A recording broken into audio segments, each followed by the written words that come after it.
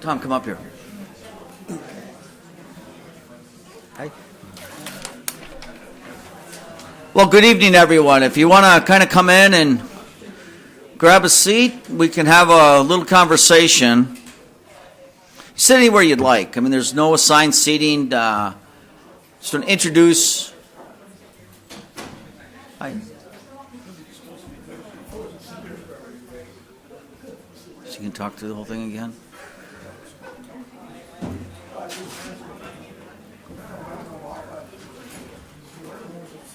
If anyone is interested in this discussion, if you'd kind of come in and sit down and we can talk a little bit and listen a little bit more. Again, I want to welcome you to City Hall. My name is Jim Schmidt, and I'm here with Alderman Tom DeWayne. And Tom is the president of the Green Bay City Council. As you know, I'm the mayor of this city, and we talked about this whole opportunity that's before the city of Green Bay and how to best proceed. And I'd sure like it, Alderman Zima, if you could just show some respect and just listen. You see, this is what we do every other Tuesday. Did you hear his comment? Why don't you just shut up? No, it's not. The council passed it Tuesday night that this would be an official meeting. That is just, now that's just untrue. I've got the president of the council, Tom. This was put out just as a listening session today, so we're going to have to set a meeting for that. I left that on your message. Don't come in here and try and upset these people so that they don't come anymore. You passed something Tuesday that we would have a community conversation from 5 to 6:30 in the council chambers, sponsored by Alderman Tom DeWayne and Green Bay Mayor Jim Schmidt. That is what we're doing. This is your meeting. We'll continue. So, we are here tonight to listen to each other and have some people talk about, gee, this is what I think Green Bay should do. I kind of want to go over a little bit about where we're at. As you know, we have an excess stadium sales tax. And just for those of you who may have not been here back in 2001, this community passed a 0.5% sales tax referendum to help pay for the renovations at Lambeau Field. The bill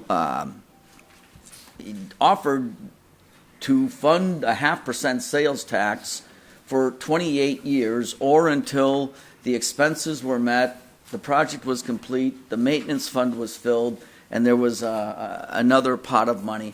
All those have been made and exceeded in, really to the credit of this community and good management, 13, 14 years. So in April, the tax ended.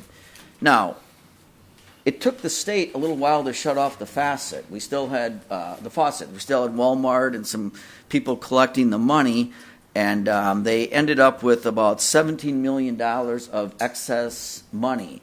And Representative Dave Steffens, who is your representative, our representative from the west side, introduced some legislation saying, look, that money, I mean, the Packers are like, well, we'll take it, and some other people thought the state will take it, and Dave's like, no, you won't. That money needs to go back to the municipalities based on population. With that, the governor was here last week, and I just want to say Dave worked with the assembly, 99 people, and with the state, 33, and they have to pass the same legislation, and they did. And there was maybe 6 people who didn't vote for it, but it was very bipartisan. And the governor was in town last week, and there's 22 municipalities in the county. He signed the legislation using 22 pens and is coming here on Tuesday to give us the check, and then we'll deposit that in an account that we've already opened up called Excess Stadium Revenue.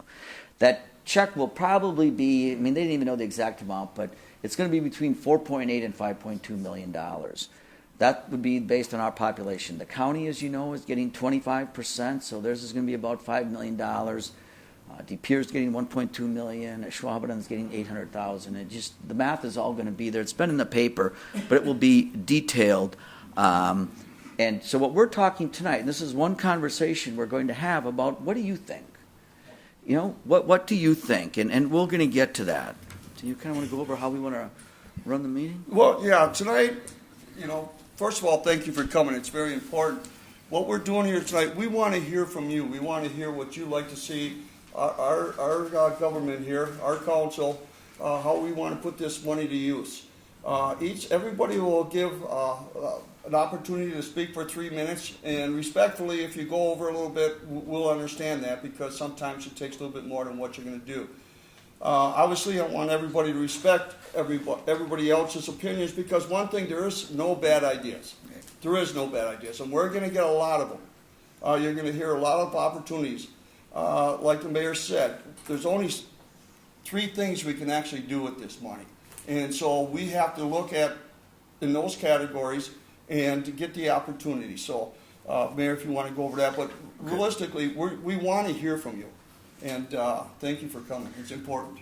And again, Tom and I are, you know, we're not up on our perches tonight. We're just sitting down to kind of listen. This isn't an official meeting. This is a community conversation. We even brought in some Christmas cookies that you're helping, and some coffee. Our janitor makes kind of weak coffee, but then again, it is 5 o'clock in the afternoon, so maybe that's best. It's not decaf, but it is weak. So again, as you know that you're following this, I know many of you have been following this very closely, but the legislation passed by the State Assembly, the State Senate, and the Governor that he signed was this money can be used for 3 major areas, and one is economic development. And economic development, you can define that if you'd like to in your statements, but I think we know economic development really develops the economy, and that's something that is appropriate. Debt reduction. So you look at the debt the city has, and that could be applied toward debt reduction or property tax relief. You just all got your property taxes today. I'm proud to stand here and tell you your Green Bay property taxes went down, but we could use it for that. So property tax relief, debt reduction, or economic development. Those are the things the governor and the state, our elected representatives, would like to see. So with that, Tom and I have asked you to fill out a form. We have 21 of these, which would be 63 minutes if everybody spoke for 3 minutes. As he said, if it goes over a few minutes, but I would like to, maybe then after when we have our cookies and coffee, talk a little bit more. But really no questions, just kind of like, this is what I'm thinking. And you know, like as Tom said, we're glad you're here. I think this is great. And if you want to come up as a group and have one speaker, that's fine. We'll clear this board. This is recorded, so I'm going to show this on public television probably next Wednesday or Thursday, and because we record most meetings that we have here. So, Andy, if you clear that, and then maybe you can just start with this. I just wanted to make that point what the mayor just made a point of. If you do have a group here and you want to come up, it's not necessary for each one of you to talk about it, because you're all here for that, and if you have one spokesman, it'll help everybody else get a better chance to give their full allotted time. So You can sit over there. yeah. So, do you want to just call?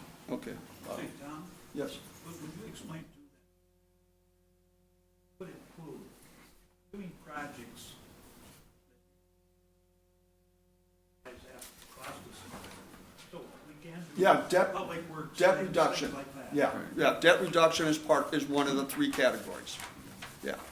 All right. Okay, we got, oh great, it's going to start already because it's long. Joni Day, or it's Pay? Okay.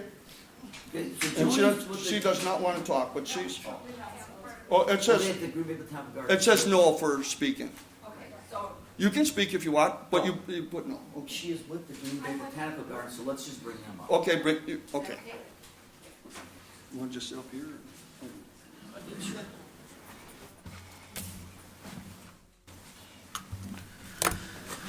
She's coming to disrupt this meeting too. Okay, I'll just go. Yeah. Mayor Schmidt, President Duane, and members of the City Council, thank you for giving the community the opportunity to talk about things that we all believe are important for the development of the City of Green Bay. We have some exciting plans at Green Bay Botanical Garden that we'd like to share with you this evening. The garden opened about 20 years ago in 1996, and since then we've grown into we believe, a valued community asset with over 100,000 annual visitors. In just a minute, I'd like to talk about this upcoming project that's planned for the garden, but first it's important to understand that we receive no tax dollars for our operating budget. In the 20 years that we've been in existence, we've pretty much operated through the generous support of our members, our donors, and our volunteers. We believe we're on a path to sustainable growth so that the garden is available to serve the public and the community for generations to come. We're consistently rated in the top 5 attractions according to TripAdvisor, which is a social media base that visitors often use to rate the places that they go when they come to visit a community. And according to an economic impact study conducted by St. Norbert College this year, the garden has an annual impact of nearly $6 million, creating through direct, indirect, and induced effects 83 jobs. We believe this is an opportunity for the city to invest in an asset that will continue to contribute to the well-being of the community. We've proven that previous investments in the garden have been carefully managed and prudently spent. Our next phase of growth is to complete our backyard by developing a 2.5-acre area into what we're calling the Grand Garden. And the Grand Garden features include, and I do have a map behind me, an amphitheater that could used to host local, regional, and national touring acts, accommodating about 1,500 people plus in a casual outdoor setting. There are also support facilities, including restrooms, concession stand, catering kitchen, and classrooms for year-round use. We have side structures for smaller private or sponsored events, and we're looking for opportunities to showcase our nationally recognized horticultural collections. This project would generate additional revenue to enhance the mission of the garden, which is connecting people with plants. We feel this is a great example of how the funds could be used because the funds would be reinvested in the community, benefiting local people and regional visitors alike.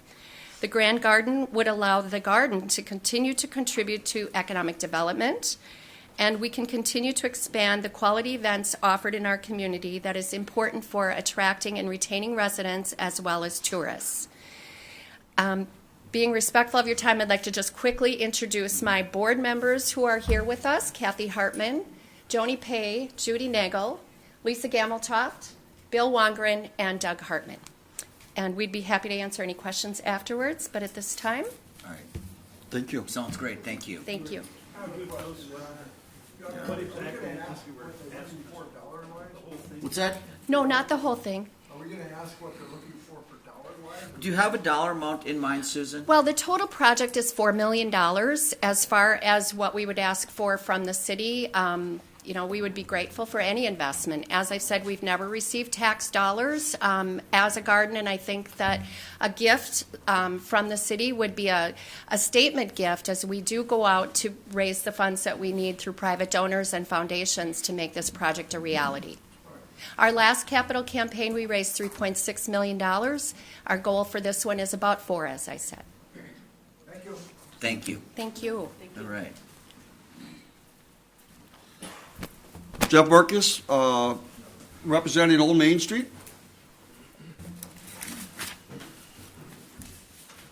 Let's keep track. Yeah, right there. Yeah, Okay, we'll just yeah. put these here then.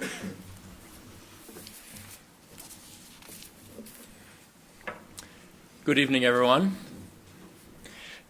Jeff Marcus, I'm the Executive Director of Old Main Street Incorporated. I'd like to thank you for the opportunity to talk about a vital link. And when I mention the word missing link and trail systems, it might make you think of the East River Trail. And over the past 7 years, there has been an East River Trail Task Force. And there's been a lot of work behind the scenes already being done to develop this very vital 1.2 acre section. And this plan would essentially connect the city deck and Joannes Park and East High School vicinity. So this would be the completion of the East River Trail. There are a lot of departments and entities that are already collaborating on this, on the East River Trail Task Force, including many city departments. I work for Old Main, but Public Works and Economic Development, the Planning Department, the Parks Department, significant leadership from the Mayor's Department. In addition, there have been other advisors from Brown County and from the Friends of the Fox River Trail. So there's a lot of entities that are already involved with it. Some of the funding that's already been put in place has been from the DNR and coastal management. What the plan would be is that whatever amount that the city would contribute to this campaign, we would use those funds. The plan would be to use it exclusively for matching grants. So if the city used 10% of the stadium tax district, we would double that money by using it to leverage federal, state, and local dollars. What's been done already is there's been a lot of acquisition of parcels. About 75% of the property has already been acquired. And again, this would be used for continuing acquisition and demolition and construction of the trail. We really feel that now is the time. This vital link would connect 40 miles of contiguous trails. The impact would be significant. There would be neighborhood impact, community spirit and activities, and strengthening the neighborhood. Business development, of course. You think of kayak shops and bike shops and ice cream shops, but it really would be much more than that.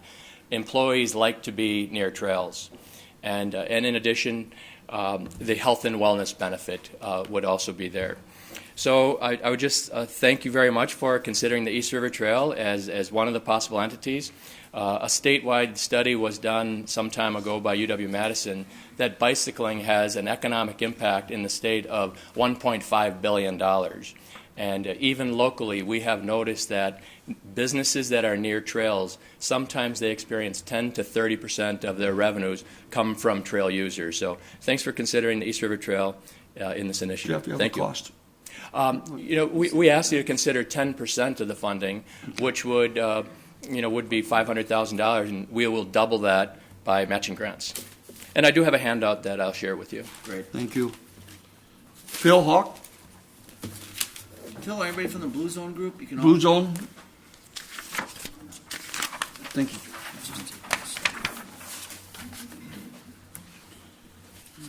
Thank you. Apologize for reading this, it's 5 minutes, and I'm going to cut some out to get much closer to what you want, and we're passing around some information about it also so that you'll have the more complete thing. My name is Phil Hauk, and I live at 1039 South Jackson in Green Bay. I want to speak in support of using $500,000 of the excess tax refund to support the application and initial assessment to bring the Blue Zones Community Health Initiative to Green Bay. It'd be new. I won't go into detail to explain fully what Blue Zones is, but the pass-out gives you the actual website you can go to learn even more about it. But they are the 5 places in the world where the lifestyle foundation of their society results in an average lifespan of 90 years. People live to be more than 90 years old. It's a lifestyle thing. Blue Zones is an initiative developed by a Tennessee health organization to embed these lifestyle elements, there's 9 of them, of the Blue Zones into our own communities. It requires several years of effort. What we're asking is only for the application process, which actually sets the plan on how to go about doing it over those 3 or 4 years. But it's like a revolution where you create an environment that very visibly promotes healthy choices in all our daily activities. They work with our businesses, our restaurants, our food stores, our schools, and even you, very especially our elected leaders. It's working. It's working in Albert Lea, Minnesota, where it's been going for 4 years, in 3 cities in California, in 10 cities in Iowa, in Fort Worth, Hawaii, Naples, Florida, South Bend, Indiana, a number of Oregon cities, and beginning now even in Beaver Dam. We need to bring it to Green Bay, and I'll talk about why in just a second. It's an initiative well on its way through these people to do just that. Why I'm speaking to you is because it's important to Green Bay and Brown County, because a Blue Zone city creates a panache nationwide. When you're committed to the things that Blue Zone improves, health, purpose, connectedness, fitness. There are things that people want to be associated with. And when you're a Blue Zone city, you not only keep young people here, but you attract other people that want to come here. It's something that you advertise. It's a big plus for companies trying to hire talented people into our area. That's just one economic development reason. The other is it's a foundational requirement. It's foundational, both within companies and within communities, to be healthy. And I'm going to talk in a second about we know that we aren't healthy for important reasons, and this actually does change the entire community. Every organization has to be, if it's going to function at a peak, has to be healthy, physically, spiritually, morally, all of that. And what we do, if we can establish a tipping point, which is what Blue Zones does, then it reduces so many of our societal problems because we have the energy and the excitement to actually bypass them. They don't occur. The thesis of Blue Zones is that we can create a lifestyle that both substantially lengthens our lives and makes our lives richer, more pleasant, purposeful. It's not just fitness. The vision. You're well aware of our current state. Medical costs are the most burdensome expenses we have. Our later in life physical state is very suboptimal. It impacts our view of daily life, yielding bad beliefs and attitudes. Getting and being older, no matter where we're starting from, isn't fun. We know we don't eat right in the right quantities. We don't exercise either aerobically or strength-wise enough. We incur diseases at levels that don't exist in any other developed country, virtually nothing positive. Blue Zones reverses that. And watch. Consider this vision and put out date on it at about 5 to 6 years from now. 3/4 of our citizens will feel more healthy, both physically and emotionally.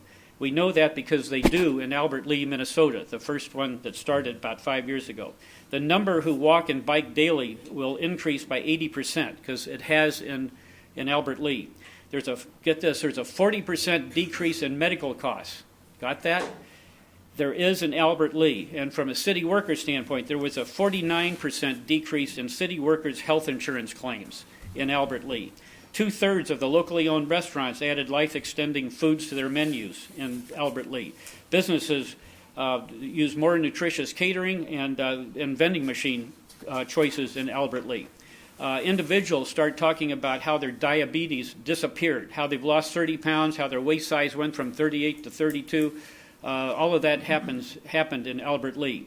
In Fort Worth, where it's starting, neighbors are now meeting for 40-minute fast walks through their neighborhood, talking about how their arthritis has decreased. Restaurants and grocers are offering more healthy options. Even more companies are adding wellness programs. In Los Angeles, beach cities, they've gone from bike-friendly to bike-priority. Obesity is down, smoking is down, and they have the highest Gallup well-being index score in the U.S., I understand. We're not talking just about diets and fitness. We're talking about lifestyle effectiveness, about improvements in one's purpose, connectedness, and a greater appreciation for others, which creates a happier life. Help us get Blue Zones going. That's just the application costs that we're asking for. Others? Can I introduce your crew here? Or do you want to talk? Okay.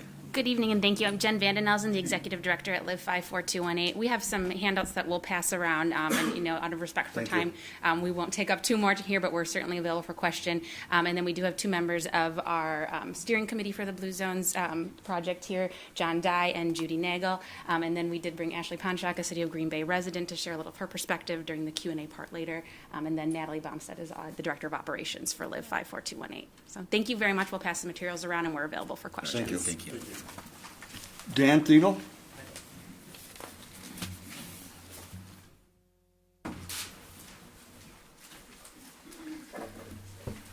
Mayor Schmidt and President DeWine, thank you for this opportunity. I'm sure you'll have a laundry list of things to do.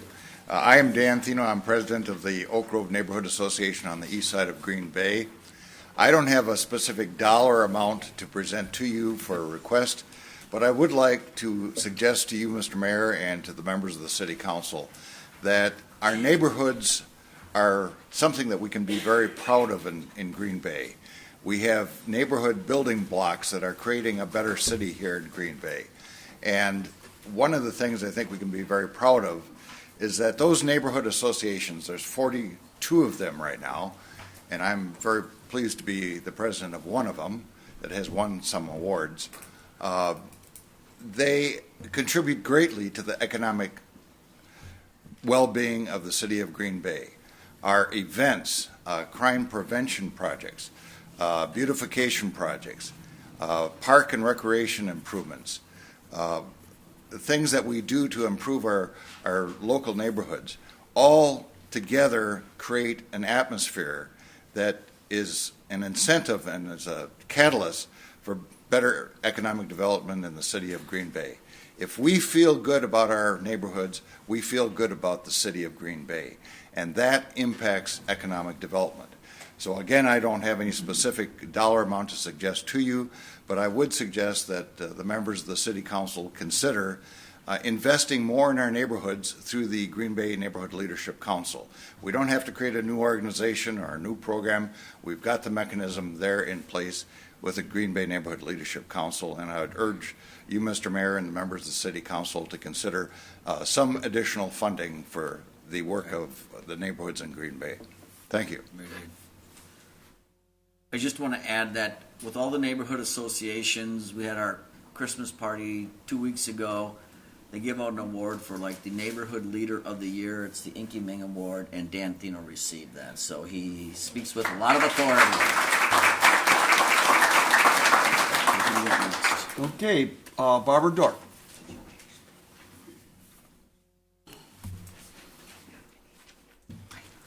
Hi, I'm Barbara Dorf. I recently put up a Facebook page. It's Barbara Dorf for City Council.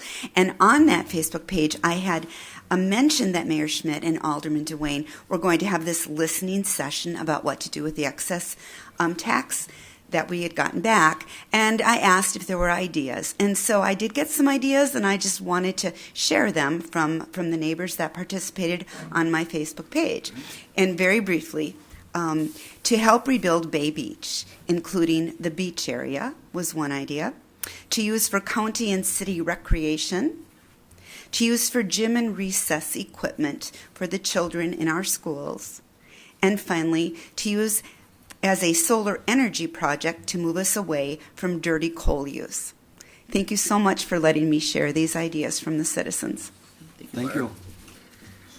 Okay, because there's more than one person, Bullfrog ownership, come up and introduce yourself.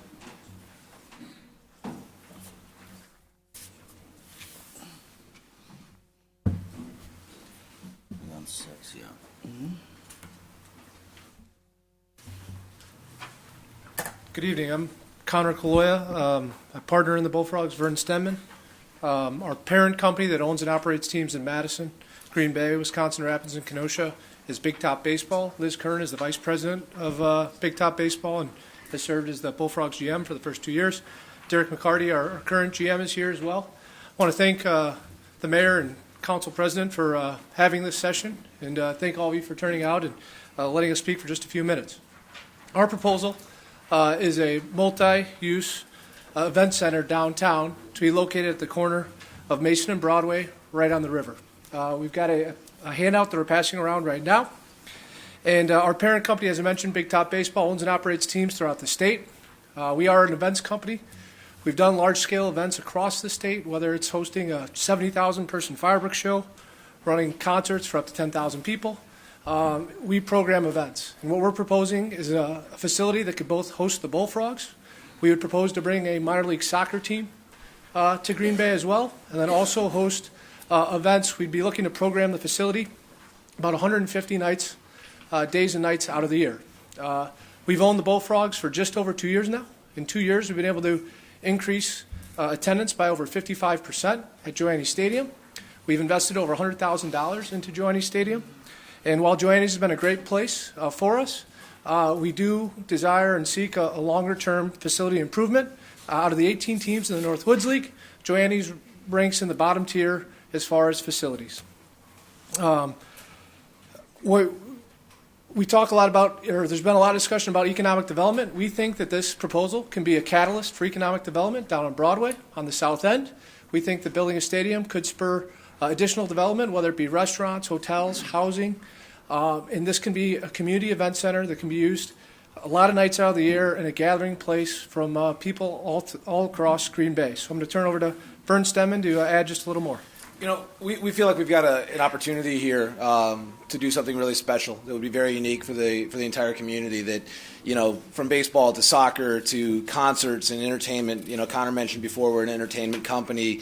You don't have to like baseball to hopefully find some value in a project like this. Some of the amenities that we think would be interesting and make this a truly unique endeavor. The capacity, we'd be looking at about 3,000 people. We would put in an artificial playing surface, so that would allow for use literally from first thing in the morning until the curfew at the end of the night, from youth sports to baseball and soccer and everything in between. Spectacular setting. You can't really come up with a better spot to build a baseball or an outdoor event center than right by a river, right by a bridge. The possibility of home runs landing in the Fox River, I think, is something pretty fun, and I think that's something that is very unique. There's only a handful of facilities in the entire country that have the ability to interact with water in the way that this site provides the possibility, and we think it's going to be something that is going to help create jobs. Currently we have 4 full-time employees with the Bullfrogs here. We think that number would grow to 10. We employ 75 to 80, I think, part-time employees right now. We think that number would probably grow to 300. And I think that's a really important part of what we do. It's not, the biggest thing in the world, but I think when you put it all together, it's a really interesting facility that I think that the entire community would be very proud of.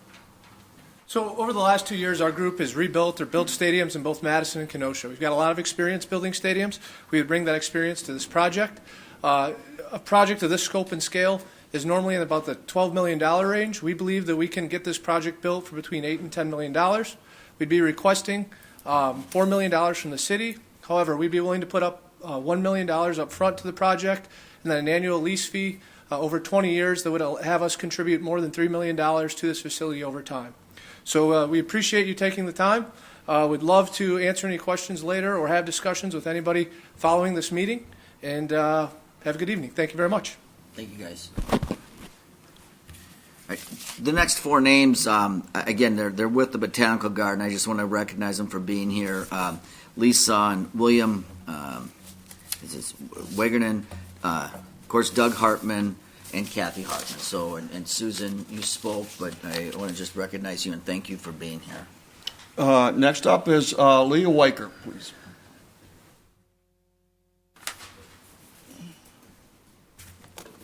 Mr. Mayor and President, thank you for the opportunity to request funds for a planning for Military Avenue at the intersection of Lombardi and Military. I think it's Green Bay's opportunity at this time to plan something that's going to bring people down Military Avenue for economic development in that area and complement the new development that the Packers are doing at that same intersection.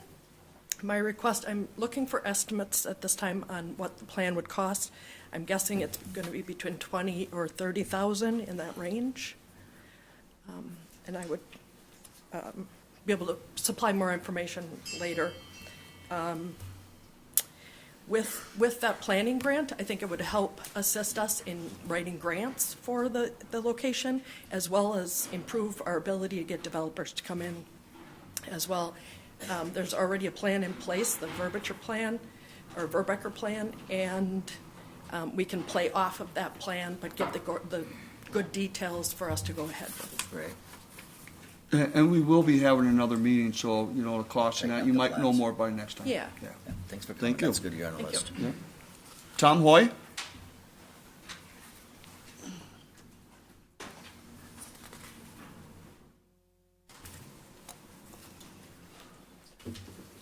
First of all, I'd like to thank you for the opportunity to speak here tonight. It's not often that a windfall of millions of dollars makes an appearance on a city budget, and it is a testament to our form of government that a listening session is being held for citizen input. I've lived in Green Bay since 1975 and have been a homeowner since 1979. Like everyone else, I've been paying a 1.5% tax since the day that was enacted.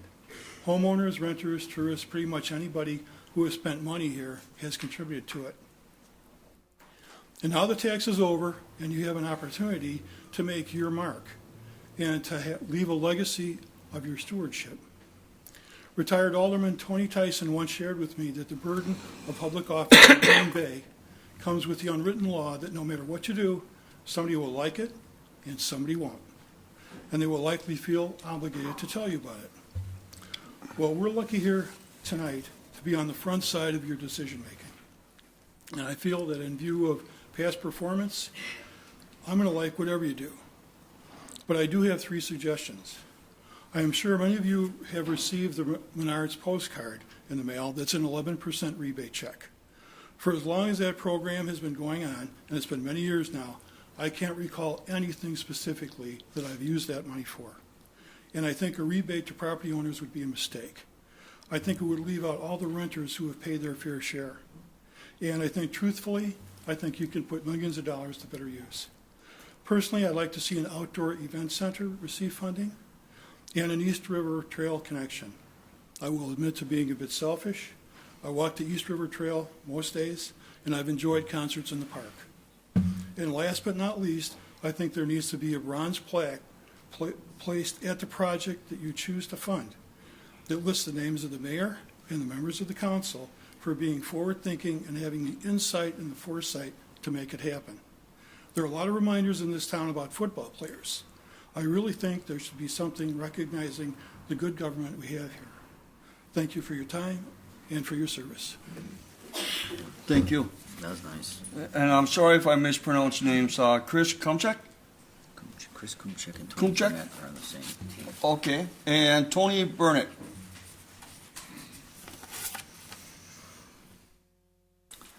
Thank you for the opportunity to be here tonight. My name is Chris Kumachek. I live at 3438 Wiggins Way in Green Bay, and I am the president of the Children's Museum of Green Bay. This is Tony Burnett, our executive director. I was just going to say, I'm Tony Burnett. I'm the executive director of the Children's Museum of Green Bay. I actually have 2 homes in Green Bay, one on the bay and one in Astor Park. So definitely a taxpayer. And as you all know, the Children's Museum of Green Bay is in Green Bay, right downtown. The Children's Museum of Green Bay first opened in 1989, back in the old mall downtown. Closed for a period of time and reopened in June of 2012 as part of the Watermark project. At the time, the financing group, the development group, the financing that was put in place for them required that we as the Children's Museum leased our facility for a period of approximately 77 months. At this time, we're just in the starting process of a capital campaign, which will be two-pronged. One, to help us purchase the facility in approximately 2.5 years from now, and the second is to revamp some of the exhibits that are currently in the facility. What we've done at the museum is put together a 5-year plan where we look at the exhibits, and our goal with the museum is to keep the museum fresh. It's to make people want to come back. We are a 100% privately funded organization. Our revenues come in through memberships, through daily admissions, through fundraising, and through special events and grants. What we're asking for is $300,000, and approximately 6% of the overall dollars that are coming in. The funds will be used over a period of the next 3 to 4 years, and we are also looking to have those funds matched through our capital campaign as well. The museum, since we reopened, has brought approximately 309,000 people to downtown Green Bay. We've had visitors from all 50 states, and we've also had visitors from 4 different countries. In addition to the work that we do in terms of people coming to the museum, we also do outreach into the area school system as well. So we're proud of the economic impact that we bring to the greater Green Bay area, and we appreciate any support that you can provide for us. We also have a handout, and we'd be happy to answer any questions later as well. Thank you. One thing that I do want to let everybody know about to you guys, we have an American Girl event. 1,200 people are going to be brought into Green Bay. It's one of 2 in the state of Wisconsin, so it is something that will happen this April. Again, 1,200 people will be in Green Bay for this American Girl event, one of 2 in the state of Wisconsin. So we're very proud of that. Thank you. Thank you. Garnet Bader? I just want to say, as a father of 3 daughters, get your tickets early for that American Girl thing, because it's going to sell out. Good evening, everyone. My name is Garrett Bader. Normally here to speak with you about a personal development project, but also happy to be in front of you tonight. Thanks for doing this.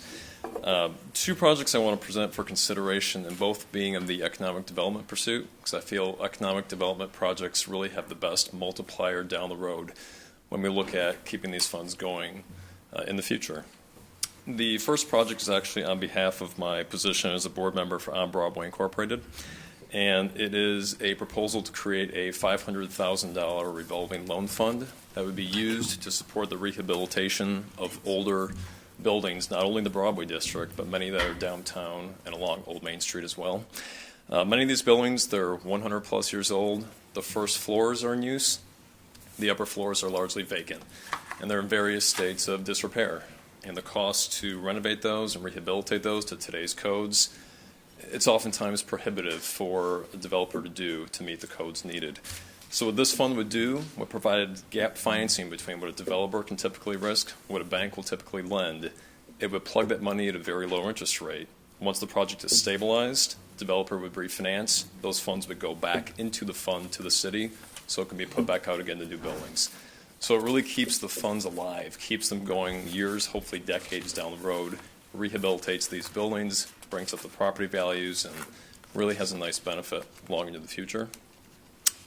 The second project, and by the way, on that one, a letter I did submit to the city that is on file, so if anyone wants a copy of it, A, you can share this one, or B, the city has a copy of it already. The second project is something I've worked on privately for the better part of a year now that I hope this council really considers, and that is the architectural bridge lighting that we have on the 3 downtown bridges. Originally, they were installed in 1998. It was a gift from Fort Howard before Fort Howard merged with James River to form Fort James, which, of course, became Georgia Pacific here. And it was kind of a going-away gift to them, and it lit up the bridges, and it made them fantastic. If anyone's downtown at night and you see them on Friday or Saturday nights, they look phenomenal. Problem is, they're almost 20 years old. They're only turned on now Friday and Saturday nights. They used to be on every night of the week. They're expensive to operate. Excuse me. The technology is outdated. The proposal would be to redo them. LED lighting, very energy efficient, about a fraction of the energy cost. Have them on every night of the week. Color rotate them when we happen to have blimps in town for certain events over on Lombardi Avenue. The estimate that we have, and the rough estimates, it's about $100,000 per bridge for Main and Walnut. Probably double that for Mason just because of the length and the height of that bridge. The thought I had that the city could allocate some funds toward that. I'm convinced in conversations I've had over the past year that there are community dollars that would match or plug a part of that. And it's a great economic development tool. I had the pleasure a few years ago with working with a specific client who came to town, ended up building a $30 million facility. And what they said when they were reviewing the town, they said that you need to take us on routes. We want to see downtown, we want to see nice neighborhoods, but it's the routing. To them, the physical environment was a big determinant on making the decision to build here. They want to see planters, flowers, banners, lights, all that nice stuff. The physical environment mattered to economic development. When you're downtown and you see those bridges lit, it's a great recruiting tool, whether people are seeing it across the country on TV on a national event, or if they're in town for whatever reason and they're out. I hope you guys really think about both of those. Thank you. Thank you. John Dye? Well, John was with Okay. 5 for 218. Oh, okay. Randy Cartier? I put down no that I wasn't speaking. Okay. You will take my over. Gotcha. Right. As it would be the third number on the list of what the. I read it. All right, thank you. We'll make a note of that. Thank you. Appreciate it. Bronson Smith?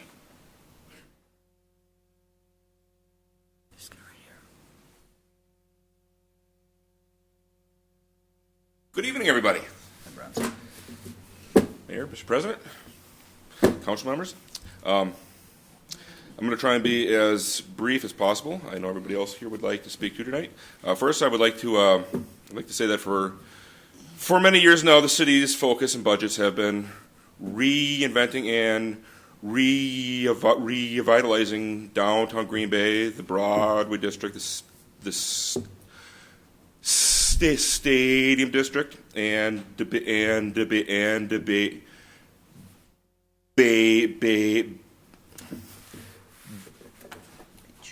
Beach. Thank you. While the rest of the city has been mostly forgotten about, and is also in in the need of revitalization, road repairs, improvements, and budget fund allocations. I live very close to FAR-LIN Park here in Green Bay on the northeast side. I live at 1525 Smith Street. What I am proposing to use a portion of the stadium tax funds is building a covered park shelter and the pavilion at FAR-LIN Park. I've actually spoken with my Alderman Joe Moore. Maybe it'll work better if I use this. About building a pavilion. What I have in mind is something bigger than normal. Something that would be able to host possibly wedding receptions up to maybe 250 people, which would include tables and chairs inside. So it'd be a good-sized building with a kitchen area.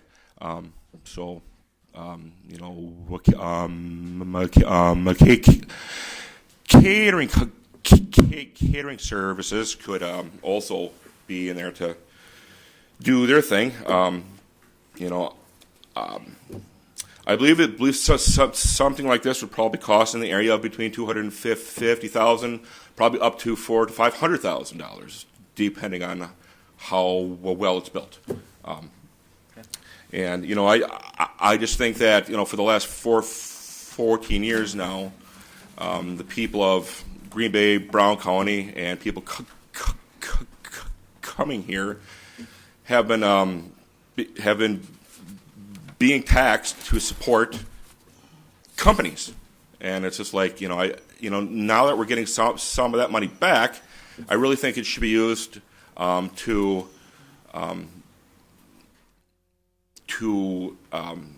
develop things that are needed in Green Bay, not necessarily anything else downtown or on the Broadway district. We have roads in town that need to get fixed. We have this, that, and the other thing. Everything costs money, and it's just there's usually not enough to go around. And it's just I really believe that these funds should be spent on projects. Not unfortunately not to build a new sports stadium. It's just we got enough of that stuff in town already, and it's that's just what I think at least. But I also have a dozen handouts here to give to the alderman, and thank you everybody. Appreciate it. Thank you for coming. Thank you. Thanks for sharing. Paul Martell. Thank you very much. Let me get this done. Thank you for allowing me to talk. I'm here representing Green Bay Babe Ruth. What we're looking to do, we basically use two fields in the city of Green Bay. That is Perkins and Edison. And Perkins, we contributed money to put the concessions and the bathrooms there already. We contribute to putting up the netting for the batting cages. Perkins is set perfectly because it has a handicap accessibility to get down to the field, to the bathrooms, and to be able to watch the games there. We are working with the Parks Department right now to get Edison handicap accessibility, to get a pathway for the handicap to get down to the fields instead of having to drive their vehicles down the hill. What we are looking to do is to get the sewer run from the street down to the field so we can get bathrooms down at the field. Otherwise, you have to go up to Edison, get a key to get into Edison and use the bathrooms up there. We have estimates from the Park Department between $60,000 and $70,000 is what we're asking to have the sewer run down to the storage area right now that we would help convert into a concession and bathrooms. So that's what we're looking for with Babe Ruth. We will be having 4 to 5 tournaments this year. We've been granted the state 13U tournament, which will be bringing in 16 teams. We also now are affiliated with Ohio Valley, which we will be having a 14-year-old Ohio Valley State tournament, which will be bringing in between 14 and 16 teams. So what we're looking to do is just get $70,000 to run the sewers down to the Edison's Field. Thank you. Thank you, Paul. Thank you, Paul. I'm not going to attempt to butcher the last name, so Vince from 301 Taft, if you come up and you can pronounce your last name. It's Wynn, but I do not wish to speak. Okay, thank you. Denise Farmer.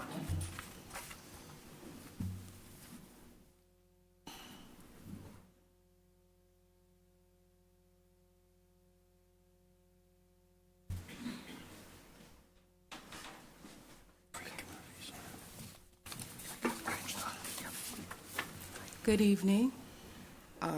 Respect to everyone, Mayor and all the councilmen. I stand before you on behalf of myself and my daughter. I represent individuals such as my daughter, so I try to stand for the people who aren't present, such as her. And I'd just like to say that I would like to have some of the money, if at all possible, to be for a place such as a community center, a place which can be free. And I know most people will say that we have facilities like the YMCA, the Kroc Center, and stuff like that, but those places are not free. And what I'm looking for is a facility that would be free, where people can go, such as my daughter and anyone else, that would provide a environment that is safe, where kids can play. They would have access to swimming pools, anything like that, where they would be able to have free lessons and different things. And I saw the individuals who came up and they were talking about this facility here, and they were speaking about the money that they wanted to have allocated for it and all of the things that would be available to the community, and how it would be beneficial to the community. So I was wondering if possibly maybe we can get a 2 for 2, if that would be a place where they would be willing to incorporate a free community center in there, which would also be able to have office space where some of the diversity committees that we have would also be able to have office space in there, that they could have their meetings and different things like that within that environment, that will bring us all together and keep our youth off of the street. And then the facility like the 5421 plan, because we don't even have sidewalks and stuff like that. The kids can't go out, they can't run, they can't ride their bikes. So if you can consider that, it would be greatly appreciated. And just thank you for your time. Thanks for coming. Alderperson Christine Jeffries, former alderperson. That's what I said. Thank you, President Dwayne, Mayor Schmidt, Council, and my neighbors. Celestine Jeffries. I am currently on the school board here in Green Bay, although I am here as a citizen. I suggest that the city use some of the funds to facilitate better recruitment of talented, diverse individuals. Some of the methods by which we would do that would actually cost very little money, and some other methods would be, for instance, to join some groups where you can advertise jobs, especially amongst engineers and other licensed professionals. Also, in order to retain residents that we have here in Green Bay, I would like to suggest the city can use the funds to expand our cultural offerings. We have quite a few things going on downtown that are lots of fun to do in the summertime. It would be great if we had a wider variety of those cultural offerings, as well as bringing in people to do lectures, famous authors, famous painters, and perhaps even have some of those offerings in the winter time, because it's long here. And finally, I would like to suggest the city partner, and this actually would cost very little money. There are existing organizations in our community, one of which is St. Vincent de Paul, that is looking to do some mentoring programs with existing employees to help them retain their jobs and actually improve and get a different job, a better job. So I would suggest the city spend some money, possibly just really getting some volunteer mentors and lending support to those existing efforts. Thank you. Thank you. Okay, our final one, Mary Dorf.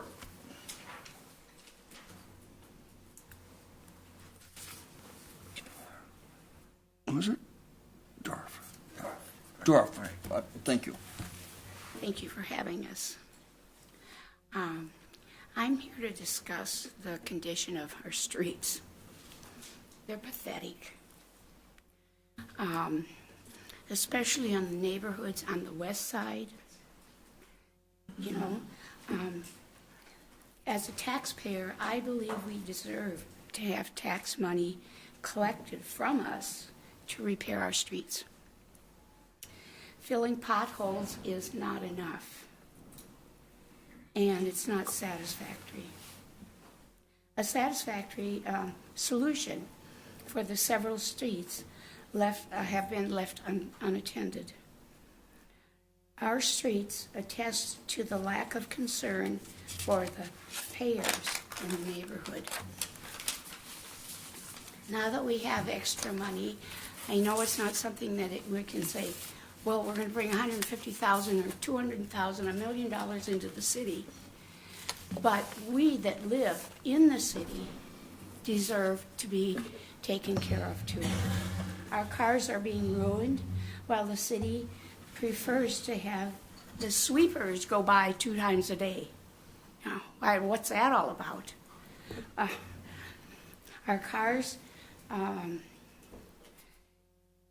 while the city prefers to having the tax money placed in the coffers of the city and the county, and the money-laden Packers. Not that I don't like the Packers, but they have plenty of money, and I think we should be looking at the needs of the people in the communities. The roads around the stadium and in the city proper are always in perfect condition. Redone, redone, redone. But if you go to the streets on the west side in the neighborhoods, you're constantly, it's like an obstacle course or like a bucking bronco. You're constantly trying to miss all of this unrepaired street. And it's dangerous. Not only is it bad for our cars, it's dangerous. Northern Oneida, Eastern Western Avenue, Gray Street are a few that I'm mentioning, but they certainly aren't all of them. I plead with you to use our tax money to reconstruct and actually repair, not just put a few pieces of tar in some holes. And then the second thing that I would like to talk to you about is my concern about the railroad crossings. They are pathetic. As we drive, we have to drive down these streets, and we have no choice. And as we get to a railroad crossing that has been not repaired since I've lived here for the last 15 years, you try to slow down so your car doesn't just fall apart. And cars are expensive, and we should be taken care of so that we don't ruin our cars. And when you slow down for a car or for a crossing, the car behind you might not be aware that you're going to slow down and could be causing accidents. So I guess it's mostly that I'm concerned about the streets, the condition of the streets, and how the money is spent for us in the neighborhood. I know there's probably more concerns that all these people have come up about, but to keep our city so it's respectable, we have to take care of our streets. Thank you for your attention. Thanks for being here. Thank you. Well, with that being the last one, I would like to thank you all for coming. As you can see, we have one more. One more. Yes. And before I read this, I just will continue what I was going to say is the majority of our aldermen are here. They might be asking you questions, so if you did speak on a program you'd like to see, they may have questions for you. And so you might want to stick around. And again, thank you for coming. And Crystal Osmond, please. Hi, I'm a resident at 827 South Irwin Avenue.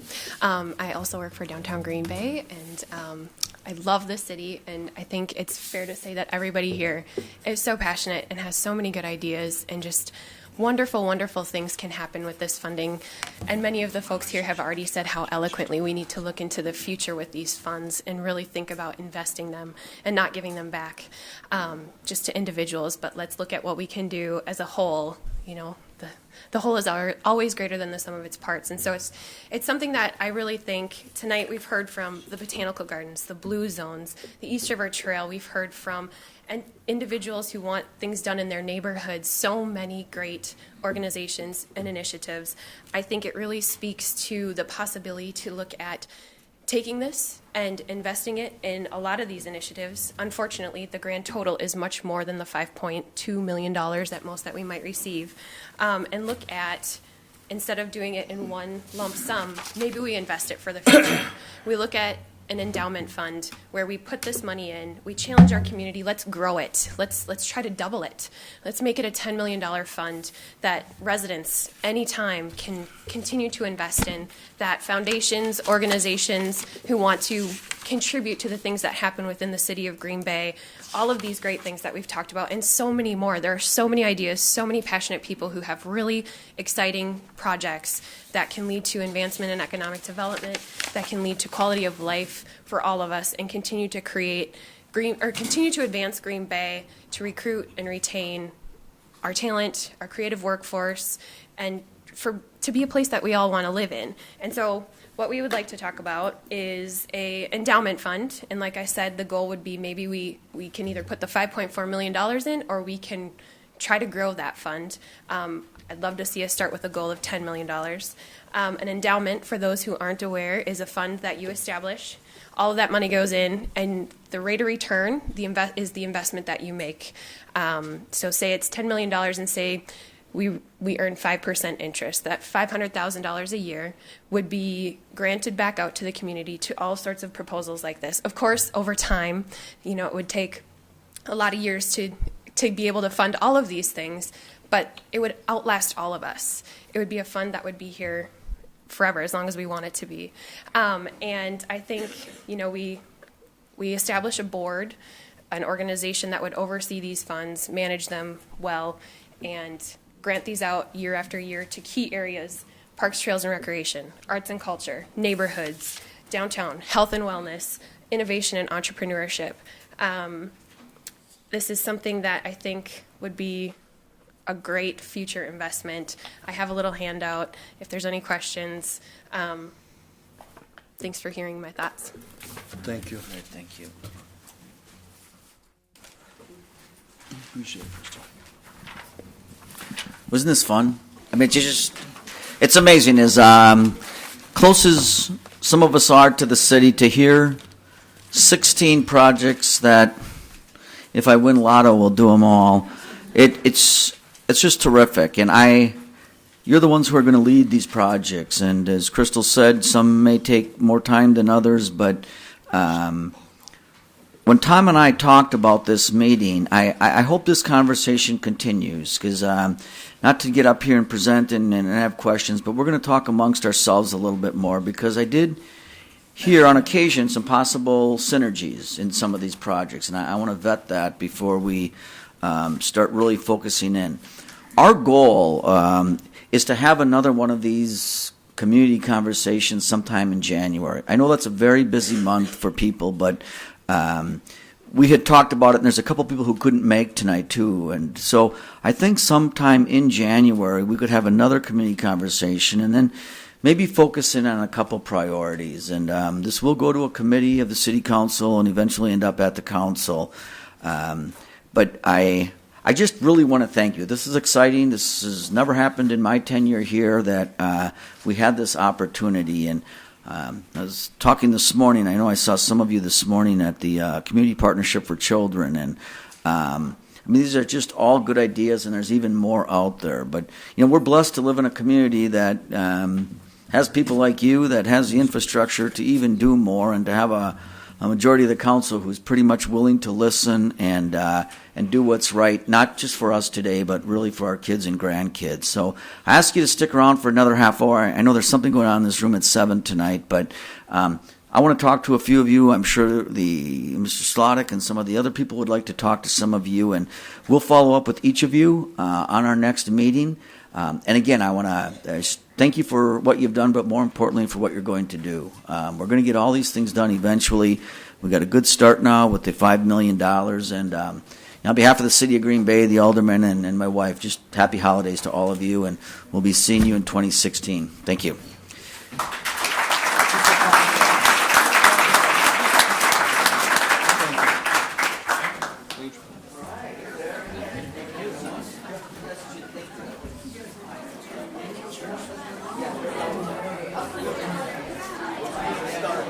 I said that to them. No, I like you better than that.